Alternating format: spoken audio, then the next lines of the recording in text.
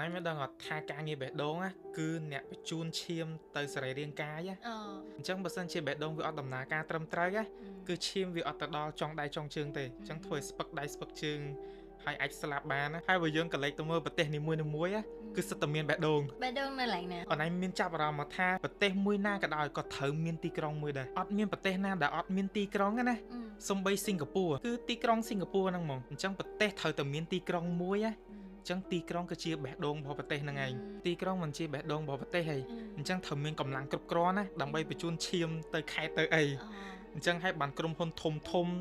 headquarter ក្រសួងអីគឺគេដាក់នៅទីក្រុងភាគច្រើនណាអញ្ចឹងហើយគេហៅមនុស្សឲ្យមកធ្វើការនៅទីក្រុងឲ្យច្រើនគឺដើម្បីឲ្យទីក្រុងមានកម្លាំងហើយមានសេដ្ឋកិច្ចរឹងមាំណាអញ្ចឹងបើសិនជាទីក្រុងរបស់ប្រទេសហ្នឹងអត់ធ្វើការងារខ្លួនឯងអត់ធ្វើទូនាទីខ្លួនឯងឲ្យបានត្រឹមត្រូវទេគឺស្មើនឹងប្រទេសដែលកំពុងឈឺអញ្ចឹងអត់ដូចចម្រើនទេយោឧទាហរណ៍ចាំមើលដូចថាលុយគេជំនួយពីក្រៅប្រទេសឲ្យមកធ្វើផ្លូវតទៅខេត្តទៅអីក៏ប៉ុន្តែលុយហ្នឹងចូលមកជាប់នៅក្រុង